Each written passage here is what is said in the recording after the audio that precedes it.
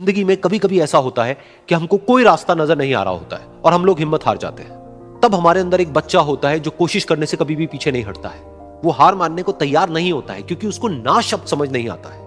वो बच्चा जिसके लिए कुछ भी नामुमकिन नहीं है क्योंकि वो हर हाल में कोशिश करता ही रहता है। एक बार एक छोटी सी बच्ची हाथ में मिट्टी की गुल्लक लेकर के भागती हुई एक दवाइयों की दुकान पर गई। वो काफी देर तक वहां पर खड़ी रही लेकिन दुकानदार का ध्यान उसकी तरफ नहीं गया क्योंकि और भी बहुत सारे लोग खड़े हुए थे। उसने दुकानदार को कई बार बुलाया लेकिन वहां पर भीड़ इतनी थी कि दुकानदार का ध्यान उसकी तरफ गया ही नहीं।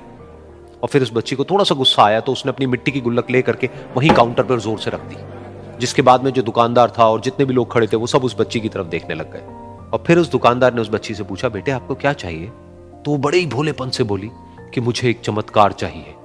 ये सुनकर के दुकानदार को कुछ समझ नहीं आया, ना ही वहां पर जो लोग थे उनको कुछ समझ में आया और सब उसकी तरफ देखने लग गए। फिर दुकानदार ने बोला, बेटे चमत्कार तो यहां पर नहीं मिलता है। तो बच्ची को लगा कि वो उससे झूठ बोल रहा है। तो बच्ची ने कहा कि मेरी गुल्लक में बहुत पैसे हैं, आप बताओ आपको कितने पैसे चाहिए, लेकिन मैं आज यहां से चमत्कार लेकर के ही जाऊंगी। तो वहीं काउंटर पे एक और आदमी खड़ा था, उसने उस बच्ची से पूछा कि बेटे क्यों चाहिए तुमको चमत्कार? तब उस बच्ची ने अपनी कहानी बताई कि अभी कुछ दिन पहले मेरे भाई के सर में बहुत तेज दर्द हुआ तो मेरे पापा मम्मी उसको हॉस्पिटल ले गए। उसके बाद कई दिन तक मेरा भाई घर नहीं आया। तो मैंने कई बार अपने पापा से पूछा लेकिन उन्होंने मुझे कुछ नहीं बताया। उन्होंने बार बार यही कहा कि वो आ जाएगा, वो कल आ जाएगा, वो कल आ जाएगा, लेकिन वो आ ही नहीं रहा था।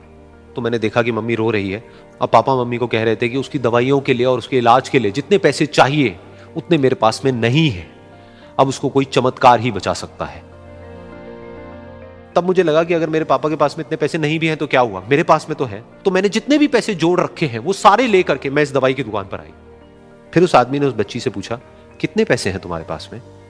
ये सुनते ही उस बच्ची ने अपनी गुल्लक उठाई, जमीन पर फेंकी और तोड़ दी और पैसे गिनने लग गई। बाकी सब लोग खड़े होकर के उसको देख रहे थे। थोड़ी देर बाद उसने सारे पैसे अपने हाथ में इकट्ठे किए और बोली, मेरे पास में पूरे 19 रुपए हैं। वो जो आदमी वहां पर खड़ा था वो थोड़ा सा मुस्कुराया और बोला कि अरे तुम्हारे पास में तो पूरे पैसे हैं, इतने का ही तो आता है चमत्कार। ये सुनकर के वो बच्ची बहुत खुश हो गई और बोली कि चलो मैं आपको अपने पापा से मिलवाती हूं। बाद में पता लगा कि वो आदमी कोई आम आदमी नहीं था बल्कि एक बहुत बड़ा न्यूरोसर्जन था और उसने सिर्फ 19 रुपए में उसके भाई की सर्जरी करी और कुछ ही दिन बाद वो ठीक होकर के घर वापस आ गया। फिर कुछ दिन बाद वो बच्ची, उसका भाई, उसके पापा, उसकी मम्मी चारों एक साथ बैठे हुए थे और बात कर रहे थे। तो उसकी मम्मी ने उसके पापा से पूछा कि अब तो बता दो ये चमत्कार आपने किया कैसे? तो उन्होंने अपनी बेटी की तरफ देखा और बोले, ये चमत्कार मैंने नहीं, इसने किया है।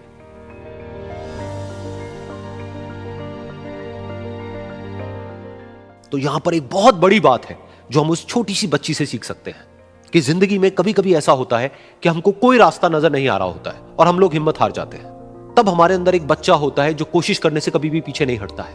वो हार मानने को तैयार नहीं होता है क्योंकि उसको ना शब्द समझ नहीं आता है। वो बच्चा जिसके लिए कुछ भी नामुमकिन नहीं है क्योंकि वो हर हाल में कोशिश करता ही रहता है।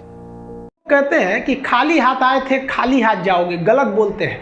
लोग भले खाली हाथ आते हैं लेकिन जब जाते हैं तो अपने साथ कुछ संस्कार, कुछ यादें छोड़ जाते हैं। एपीजे अब्दुल कलाम खाली हाथ तो आए थे, क्या खाली हाथ गए? हमारे जितने देश के लोग हैं उन देशवासियों के लिए एक प्रेरणा के स्रोत बन गए हैं। लेकिन अगर आप खाली हाथ आते हैं और खाली हाथ चले जाते हैं तो आपका पुरुष योनि में जन्म लेने का कोई अर्थ ही नहीं बना। अपनी मंजिल को भुला कर जिया तो क्या जिया, है दम तुझ में तो उसे पा कर दिखा। लिख दे खून से अपनी कामयाबी की कहानी और बोल उस किस्मत को कि है दम तो मिटा के दिखा। इसलिए कभी किस्मत को मत कोसिएगा, अपने हौसले से अपनी कहानी लिखिएगा। पसीने की स्याही से जो लिखते हैं अपने हौसले के इरादे, उनके मुकद्दर के पन्ने कभी कोरे नहीं होते। देखिए, शिक्षक और सड़क ऐसी चीज है जो खुद तो अपने जगह पे रहती है और दूसरों को मंजिल तक पहुंचा देती है। ये सबसे हो जाती है लेकिन दोबारा गलती नहीं होना चाहिए। जब भी किसी की आलोचना करिए तो उसमें एक छोटी सी प्रशंसा जोड़कर ही उस आलोचना को खत्म कीजिए कि शुरुआत तो डांटने से किए थे, बाद में उसका हौसला बढ़ा के हंसी मजाक में उसे निकाल दीजिए, बीच बीच में उसे फिर एहसास दिलाइए, लेकिन बार बार कमियों को नहीं गिनाना चाहिए। महाभारत देखिएगा, महाभारत में जो कृष्ण भगवान थे वो कौरवों के बीच गए संदेशा लेके, आखिरी संदेशा, वहां पे भी उनकी भाषा देखिएगा। आप महाभारत अगर सीरीज देखिए तो भाषा देखिएगा। दुश्मन से भी इस तरह से बात कर रहे थे जैसे लगता था गुरु जी से बात कर रहे हैं। ये भाषा की मर्यादा। लेकिन आज ये वही श्याम की धरती है, ये ये वही पुरुषोत्तम राम की धरती है जहाँ लोग तहजीब भूल गए कि यार बात करना कैसा चाहिए। ये वही पुरुषोत्तम राम थे जिनके अपने भाई लक्ष्मण जी को जब शिक्षा लेनी थी ना, तो रावण के पैताने बैठे थे कि ये शिक्षा लेना है तो उसके पास झुकना पड़ेगा यहाँ पर। लेकिन आज हम लोग भूल गए हैं कि हमें बात में तो इतना आजकल वो तहजीब ही नहीं रह गया है कि इतना रफ बोल दो कि दुश्मन, किसी से पूछो, एक लड़का पूछा तुम्हारा क्या हाल है, तो कर खराब है, ठीक कर दोगे जब हाल है भाई। आप सबकी ज़िंदगी में कुछ कठिनाइयाँ आएंगी, ठोकरें लगेंगे, लेकिन ठोकर खा के संभलना भी जरूरी है। ठोकरें खाकर भी ना संभला तो ये मुसाफिर का नसीब, राह के पत्थर तो अपना फर्ज अदा कर चुके हैं। और कभी भी मुश्किलों से घबराइएगा नहीं। कोको कोला कंपनी जब स्थापना हुई थी तो एक साल में केवल इसके 25 बोतल बिके थे। कंपनी का दिमाग हिल गया था। लेकिन आज के समय में दुनिया में हर जगह कोको कोला बिकता है और इसने तो फिजिक्स को उल्टा कर दिया।